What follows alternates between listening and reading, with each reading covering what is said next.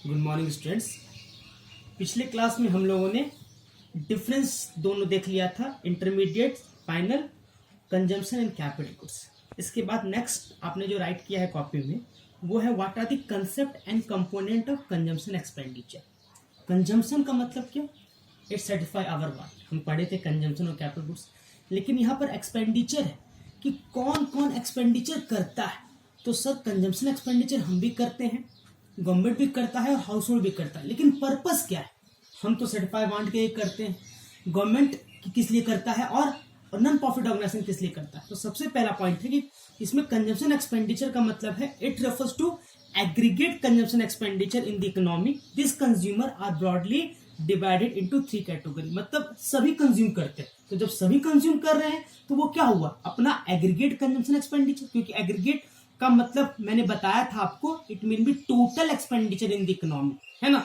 तो सबसे पहले एक्सपेंडिचर कौन करता है? हाउस होल्ड करता है। क्यों करता है हाउस होल्ड? क्योंकि house hold it consumer good for the satisfaction of their wants के लिए करता है। मिल्क है, वेजिटेबल है, क्लोथ है, ये सब हो गया। Second point, government. गवर्नमेंट क्यों करता है? गवर्नमेंट इसलिए करता है for distribution of defence forces, mid day meal scheme in government school. अभी गवर्नमेंट इतना योजना, इतना इम्प्लीमेंटेशन ला रहा है ड्यू टू कोविड-19।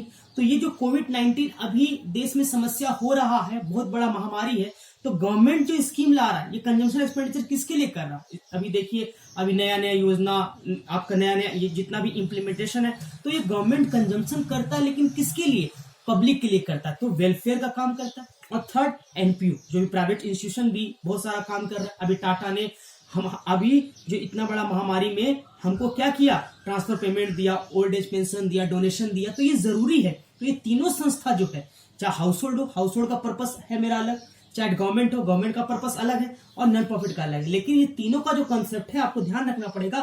कंजम्पशन सब करता है, लेकिन हाउस होल्ड किसके लिए करता है? इन शॉर्ट में किस लिए करता है? To satisfy the want.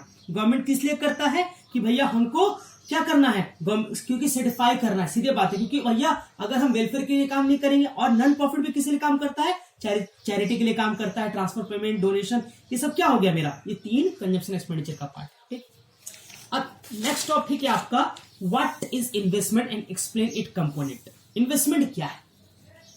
Class 11 में भी हम लोग पढ़े थे कि स्टार्टिंग बिजनेस विथ कैश, ये भी एक इन्वेस्टमेंट है। क्योंकि विदाउट कैपिटल आपका बिजनेस स्टार्ट कर पाएगा क्या? कभी नहीं कर पाएगा। तो इन्वेस्टमेंट जरूरी नहीं है सिर्फ बिजनेस में लगाएंगे नहीं ना। हम जब नहीं कि हम छोटा सा बिजनेस खोले, वो इन्वेस्टमेंट, वो भी इन्वेस्टमेंट है। हम फिक्स एसेट में इन्वेस्ट करते हैं। तो इन्वेस्टमेंट का जो क्राइटेरिया है, हम रॉ मटेरियल के लिए भी इन्वेस्टमेंट कर सकते हैं। तो इन्वेस्टमेंट का जो सारा क्राइटेरिया है वो क्या है? अलग अलग। क्योंकि जो प्रॉफिट होगा वो किस में डालते हैं? हम लोग अपना कैपिटल में डालते हैं। हम लोग एक यूज करते हैं कि कैपिटल कभी डिक्रीज नहीं होना चाहिए और कैपिटल कभी माइनस में नहीं आना चाहिए। ओवरफ्लो भी नुकसान है, माइनस में भी नुकसान है। कैपिटल को स्टेबल रखना पड़ता है। It will be stability of the capital. तो आपको क्वेश्चन अराइज हो रहा है यहां पर कि what do you mean by the investment. Investment क्या है? मैंने आपको 2 डिफाइन करवाया। सबसे पहला डिफाइन है, it refers to increase in stock of capital, increase करता है स्टॉक ऑफ कैपिटल, है ना। और क्या है? It refers to the capital formation और the process that increase in stock of capital. एक प्रोसेस है, अपने आप नहीं बढ़ेगा। आपने पहले बिजनेस में 10,000 रुपीज को आपने बिजनेस में इन्वेस्ट किया, तो वो इन्वेस्टमेंट बढ़ेगा कैसे? आपका जब प्रॉफिट होगा तो आप इस प्रॉफिट को कहां पर इन्वेस्ट करेंगे? अपने कैपिटल में। तो इन्वेस्टमेंट जो है उसको डिफाइन किया गया, investment is equal to delta K, जो के का मीन्स हो गया यहां पर कैपिटल, है ना। तो यहां पर आई का मतलब हो गया इन्वेस्टमेंट और के का मतलब हो गया कैपिटल। और ये जो डेल्टा है इसका मीन होता है, जो लिखा हुआ यहां पर, investment is equal to delta K. देखिए आपको यहां पर लिखा हुआ भी है कि ये जो डेल्टा का मतलब हो गया, इसका मतलब क्या होता है? इसका मतलब होता है change in capital during the year, मतलब कितना चेंज हुआ। सीधे बात है, अगर हम बोले सिंपल सा भाषा में कि अगर हम 10 एसेट्स में स्टार्ट किए हैं, कोई भी फिक्स एसेट 10 स्टार्ट किए, और एंड ऑफ द ईयर में मेरे पास 15 एसेट्स हो गया, तो आप किस इन्वेस्टमेंट में इन्वेस्ट किए होंगे? Fix investment. लेकिन वही अगर आप रॉ मटेरियल लाए, मेरे पास 2 टन गन्ना है, 2 टन शुगर केन है, तो ये जो 2 टन शुगर केन आया है, तो अगर मेरे पास 2 से 4 टन हो गया, तो ये किस में इन्वेस्ट किए हम? इन्वेंट्री इन्वेस्टमेंट में। तो इसीलिए इन्वेस्टमेंट को 2 तरीके से डिवाइड किया गया है, पहला फिक्स इन्वेस्टमेंट और दूसरा इन्वेंट्री इन्वेस्टमेंट। फिक्स इन्वेस्टमेंट का मतलब क्या? It investment in the fix assets. Fix assets का मतलब समझ रहे हैं, plant, machinery, land, building, furniture, fixtures, ये सब में जब इन्वेस्ट करते हैं तो उसको कौन सा इन्वेस्टमेंट बोलते हैं? फिक्स इन्वेस्टमेंट बोलते हैं। तो देखिए लिखा हुआ भी है, it refers to increase in stock of fix asset like plant machinery of the producer during the accounting year. देखिए एक एग्जांपल लेके मैंने समझाया है कि 2018 में प्रोड्यूसर के पास 8 मशीन था, लेकिन जो एंड है 2018 का, उसके पास कितना मशीन आ गया? 10 मशीन।